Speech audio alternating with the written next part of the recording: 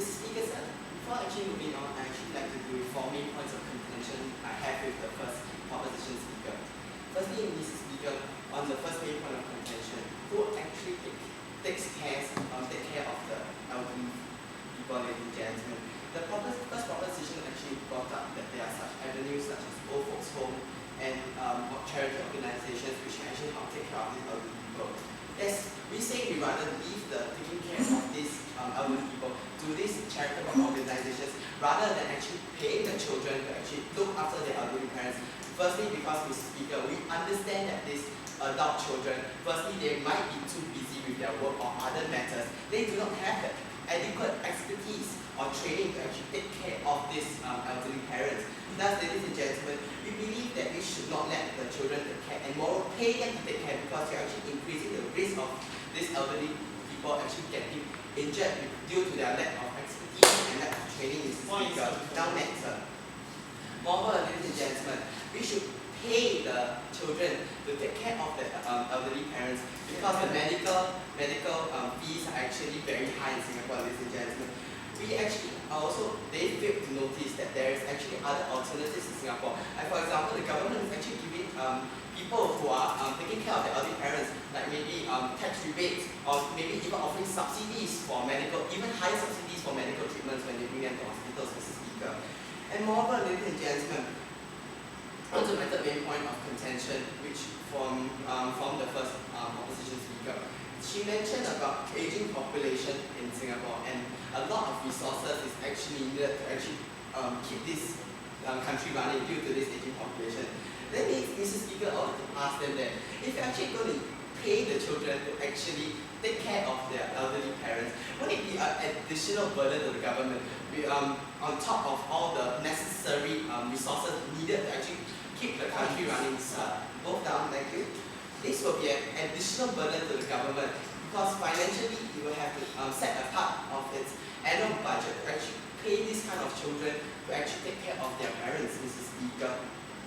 And on to my fourth main point of contention, Mr. Speaker, is about encouraging of a graceful, courteous and caring society. Ladies and gentlemen, you must understand that how you're actually going to make it very graceful on the principal level, ladies and gentlemen. Firstly, you are infusing this taking care of their elderly parents with money. And people then will actually just think about making money for themselves, think that the government will pay them. Why would they think about other moral values like being graceful and courteous? And as what I'll be mentioning later, by actually doing this, infusing money, you actually degrade the value of moral values such as filial piety. Okay, now I'll be talking on 2 points, which will be actually the freedom of these individuals, adult children, and the degrading of the moral values. On my second speaker will be talking about the money which is used to pay these adult children can be used for better things and the inexpertise of these adult children. Mr. Speaker, before I move on to my substantive, allow me to ask a few questions. Is it infeasible? It is really the opposition feel that it's very infeasible for the government to propose this policy. Firstly, how is the government going to do this? Are they going to make sure that every family has a name list of records that they are going to take care of those parents? And moreover, Mr. Speaker, we would like to ask them, how is the government going to judge on okay, if I take care of my parents, how much am I supposed to get? If I feed them today, if tomorrow, if I bring them to medical checkup, how much is the government going to give me? How is the government going to regulate this kind of act? And how much are they being worked? Yes, sir. As you said above, really, the government really gives tax rebates and all this, and give healthcare services. As we said, Singapore government is really doing that. So we see no problem with the government continuing to do that. Yes, sir. This is just a very basic level of taking care. Make sure that they have 3 meals. What I'm referring here is actually the more in-depth version, like maybe bringing them medical services, having their hiring people to actually take care of them, ladies and gentlemen. And moreover, ladies and gentlemen, we do not believe that the government has the right to invade into the privacy of these family lives. Ladies and gentlemen, you must understand now, sir. You must understand that each domestic family is actually unique and different from each other. And we don't see that the government has the right to actually invade and see, you have done this action, you are worth this amount of money, down, sir. It will blur the line between privacy, individual privacy, and what is being exposed to the government, ladies and gentlemen. This will lead to a slippery slope down, sir. It will lead to a slippery slope, down. slippery slope thinking of the government, of the people that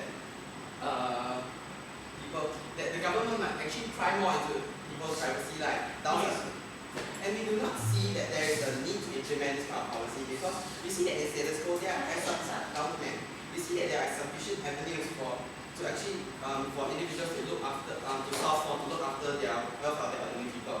Now moving on to my two substantive. Firstly, freedom, ladies and gentlemen.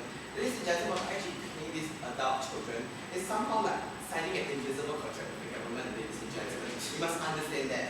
And it is somehow like, it sends an indirect message that, okay, you are bound to this contract because I am paying you. It makes it like using force, ladies and gentlemen. The adult children do not have a say because the terms and conditions in the contracts are already being very clear. Now the adult children might feel very violated because they do not have a say in this kind of contract. And why do we believe that why do we believe that they must have this right to actually choose this judgment? Because they are adults, they are mature, they should have a say in their lives. The government has no right to decide on what they want on their behalf, like they are forced to take care of the children, they should get paid. This is what we say no. And moreover, the individuals might have other pressing issues, for example, work, their own family to take care of. And we do not believe that the government should step in and say that, okay, this is your right, this is your most pressing issue now, and this is what you must do. Now, on to my second substantive of degrading the value, ladies and gentlemen. We believe that the filial piety itself of taking care of elderly parents should come from the individual itself. We believe that it should not be monetarized by actually having the government to actually pay them to actually take care of the elderly parents. You are actually going to degrade the moral value of filial piety with something very pragmatic like money. And ladies and gentlemen, what kind of message are you going to send out to society? What kind of message are you going to teach society today? Are you going to degrade the value of filial piety with monetary